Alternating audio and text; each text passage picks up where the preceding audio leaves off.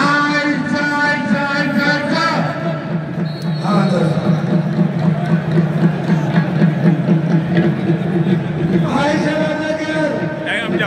yaa ngi am jàmm. maa ngi am jàmm waaw. loolu wax tey. damay ñibbeeg ndam de. Ousseyn da ngay ñibbeeg. victoire. Ousseyn gars yi namm nañ la de. maa leen raw. mbër bi nu mu mel tey. ay liggéey indi doole endurance. waaw mais da ngay ñibbeeg ndam. su leer lu leer laa la wax. après fan laa lay fekkat. non instant bi yow rek nga may fekkat su ma paree damay ñibbi. ba pare doo seeraan combat bi. ah kay dama koy xaar mais damay ñibbi. mais li nga xaar ba jël la quand même. ragaluñ loolu. ragaloo loolu. kon à suivre. ndeysaan sama xarit la.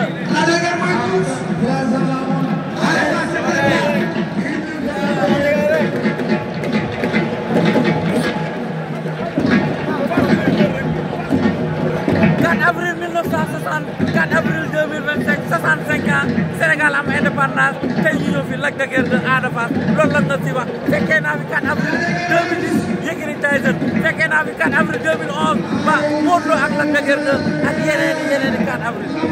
waaw 4 avril moom dafa nekk bés bu nga xam ne dafa bari signification. ndax dafay mandargaal notre accession à la souveraineté internationale. Senghor jaar na fi. wallaahi. Abdou Diouf jaar na fi. wallaahi. président Abdoulaye Wade jaar na fi. ndeysaan. président Macky Sall jaar na fi. ndeysaan. tey le plus jeune président de l'histoire du Sénégal Bassirou Diomaye Diakhar Faye nekk fi. ndeysaan. mu nekk bés bu nga xam ne bésu moom sa bopp la.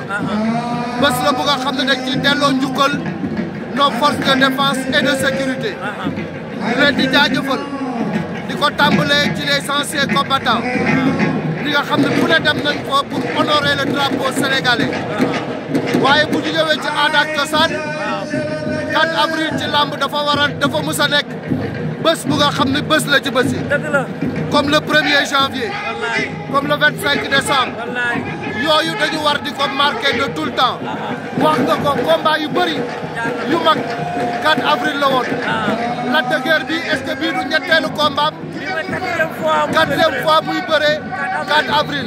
donc 4 avril symbole la. Yékini Tyson 4 avril 2010. walaay loolu yaakaar naa ne histoire da koy retenir. donc ñoom tey bés bi ñuy bëre bés bu rëy la. ñu war ci wane njàmbaar. wane ci ngar bi. wane ci aussi ku nekk woon sa morom ni maa moom sama bopp. dëgg la.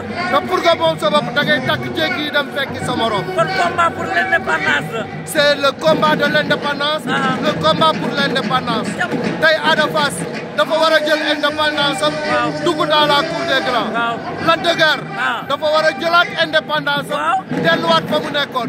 mais mu am un chiffre bu leen boole. mooy lan. muy 12-12. ku ne am nga 12 victoires.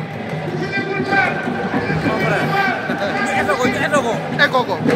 jërëjëf kooku mooy El Hadj Malick sama xarit.